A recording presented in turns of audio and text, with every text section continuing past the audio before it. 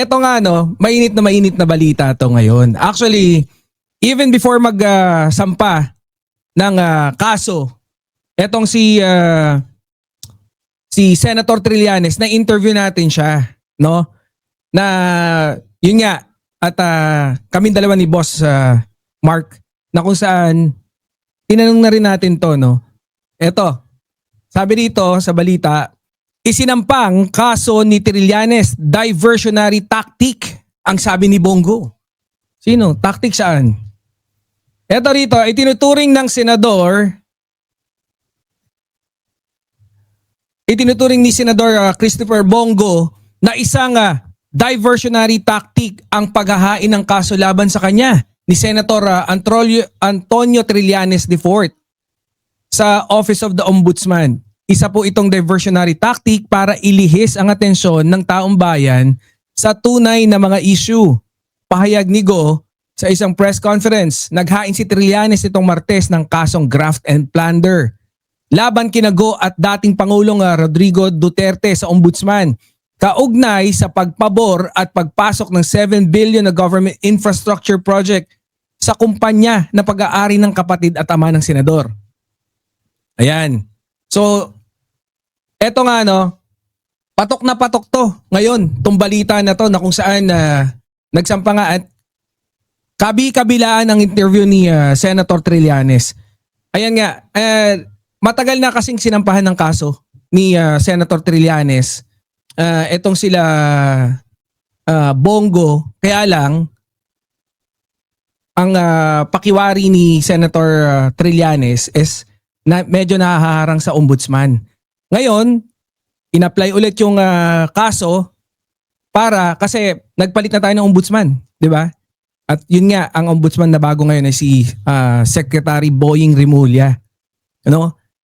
Eto nga, maraming exposition dito sa sinampang kasong to at hindi lang si Senator Bongo ang kakasuhan dito. Kasama yung syempre yung tatay, kagaya ng tinanong natin kay Senator Trillanes nung isang araw kung sino, syempre automatic kasama dito yung tatay at yung kapatid, no? Kasi syempre yun yung acton, pero ang talagang principal is si Bongo. And then kasama din dito syempre si Duterte. Ito ginagawa nila ito nung hindi pa presidente si Rodrigo Roa Duterte, no? Ang doon lang sila dati sa Davao, no? Kahit medyo hindi mataas na yung antas or rating nung kanilang kumpanya, no, yung CLTG, nakakakuha sila ng proyekto sa doon sa munisipyo ng Davao na kung saan ang mayor noon that time si Digong. At yun nga, syempre, ang assistant niya noon pa si Bongo. Ito nga, nung naging presidente na si Digong, ang nangyari, kumukuha na sila ng mga national projects. Since bilang yung kumpanya na si LTG, nakikipag-collab sila, no? Dun sa Diskaya. At dyan nga, dito lumalabas yung koneksyon ng Diskaya at ng kumpanya ng kamag-anakan ni Bongo. Ayun lang no. Ako naman dito, yung opinion ko kasi, no? Yun pa lang yung akto pa lang, which is tinanong ko rin nga dito kay Senator Trillanes.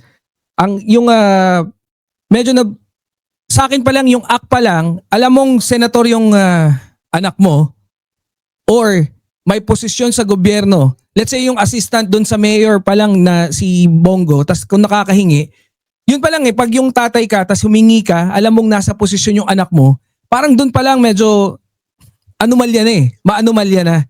Kaya nga yan yung tanong ko even with Attorney Claire. Nung tinanong ko si Attorney Claire and then ganun din si Attorney Bueno and si Senator Trillanes. Kasi doon pa lang sa act, medyo kailangan mo na ng tigas na mukha para manghingi ng proyekto, no? Kahit hindi ka naman qualified, kasi nga class B ka lang and then nakakakuha ng mga billion na projects. No? Na yun nga, amounting ito 7 billion na government infrastructure projects sa kumpanya na pag-aari ng mga kapatid. Yan yung mga nakuha nila all throughout the years.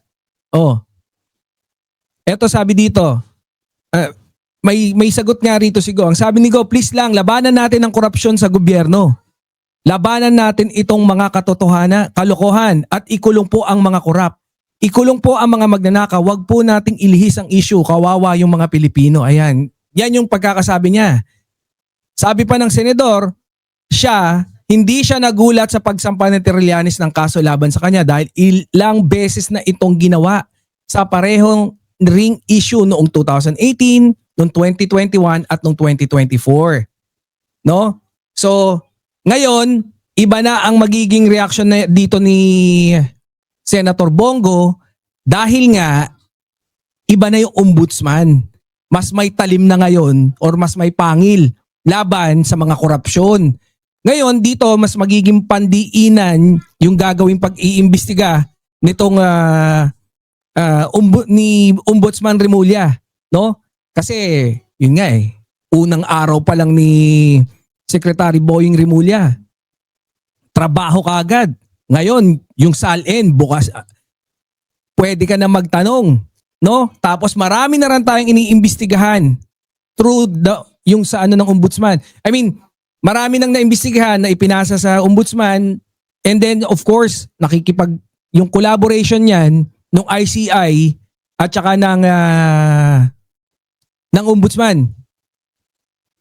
Ngayon, masasabi natin maganda yung nangyayari, no? Particularly dyan sa paghahabol sa mga taong nangungurap.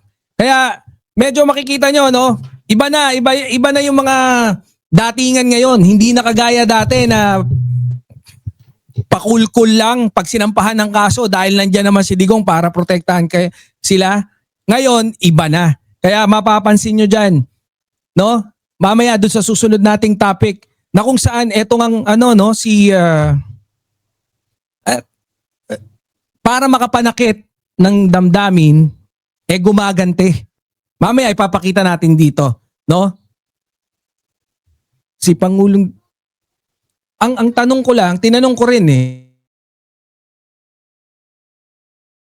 kasi, di ba, ang isang magiging issue dyan, mas magiging priority kung may kaso dito. Di ba? Kung may kaso dito sa Pilipinas, tapos alam naman natin na posibleng early next year, lumabas na yung warrant of arrest para kay Bongo. 'Di ba? Pero ang tanong din diyan, no? Paano kaya si Bato? Si Bato hindi damay ganun. Mabait, no? Baka. And tanong lang 'yon Senator Bongo, Senator Bato de la Rosa.